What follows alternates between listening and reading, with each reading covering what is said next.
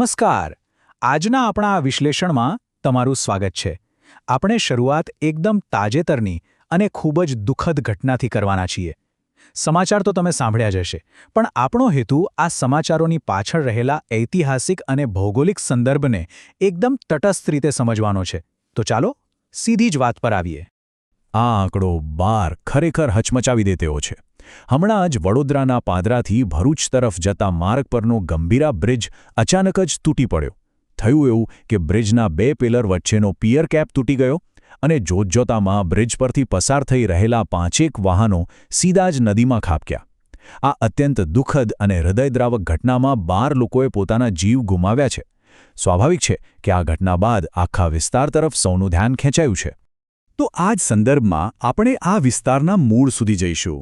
આજે આપણે જોઈશું તેના નામના ઉદ્ગમ વિશે, મહાભારત અને પ્રાચીન કાળનો ઇતિહાસ, પછી રાજપૂત, મુઘલ અને બ્રિટિશ યુગની વાત કરીશું.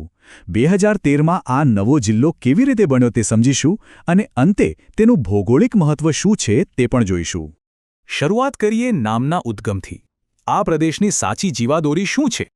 હવે મોટાભાગે તમે જોયું હશે કે જિલ્લાઓના નામ કોઈ મોટા શહેરના નામ પરથી પડતા હોય છે, ખરું ને? પણ મહીસાગર જિલ્લાની વાત કંઈક અલગ જ છે.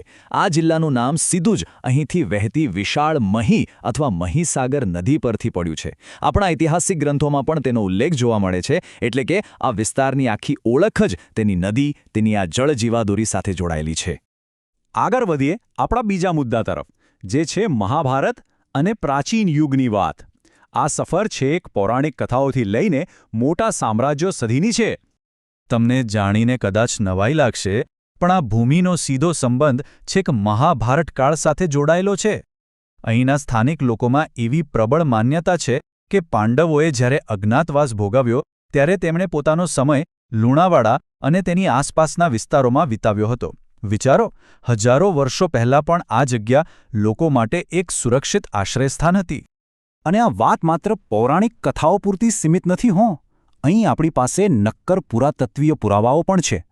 ઉત્ખનન એટલે કે ખોદકામ દરમિયાન અહીંથી પ્રાચીન શિલાલેખો અને જૂની મૂર્તિઓ મળી આવી છે, જે સ્પષ્ટપણે સાબિત કરે છે કે મૌર્ય અને ગુપ્ત યુગના એ મહાન સામ્રાજ્યો વખતે પણ અહીં લોકોનો કાયમી વસવાટ હતો. હવે થોડા આગળ વધીએ અને વાત કરીએ રાજપૂત, મુઘલ અને બ્રિટિશ યુગની. આ આખો સમયગાળો સંરક્ષણ અને વિકાસની એક અદ્ભુત કહાની છે. અહીં તમે જોઈ શકો છો કે મધ્યકાલીન સમયમાં ઈડર અને સૂંઠના રાજપૂતોએ અહીં ખૂબ જ મજબૂતીથી શાસન કર્યું હતું. મુગલોએ હુમલાઓ તો ઘણા કર્યા, કિલ્લાઓ પર ચડાઈઓ કરી, પણ સ્થાનિક શાસકોએ ક્યારેય પોતાનું પ્રભુત્વ ગુમાવ્યું નહીં. અને સૌથી નોંધપાત્ર વાત એ છે કે બાલાસિનોર, લુણાવાડા અને સૂંઠના રાજવીઓએ માત્ર પોતાનું રાજ જ ન બચાવ્યું, પણ આખા વિસ્તારનો જબરદસ્ત વિકાસ પણ કર્યો. પછી ધીમે ધીમે સમય બદલાયો અને બ્રિટિશ શાસનનો અંત આવ્યો.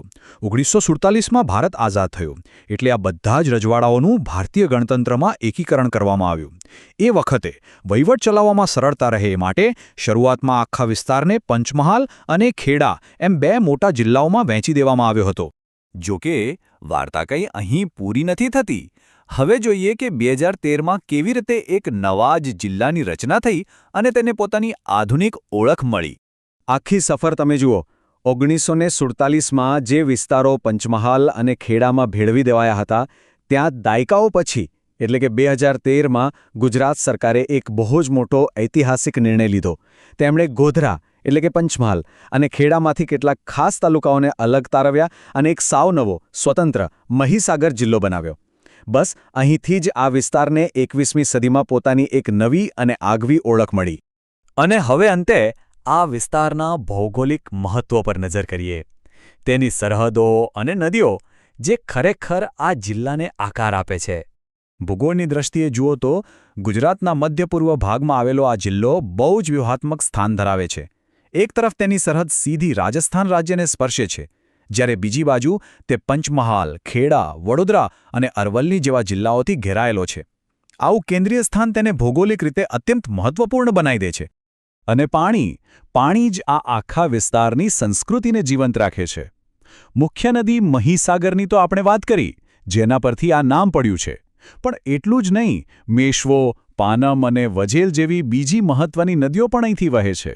અને હા, કડાણા ડેમને કેમ ભૂલાય? આ ડેમ માત્ર સિંચાઈ માટે જ નહીં પણ એક વિશાળ ઇન્ફ્રાસ્ટ્રક્ચર અને પ્રવાસન સ્થળ તરીકે પણ આ જિલ્લાની શાન છે. હવે આ બધી જ ઐતિહાસિક અને ભૌગોલિક સફર પછી એક બહુ મોટો પ્રશ્ન ઊભો થાય છે.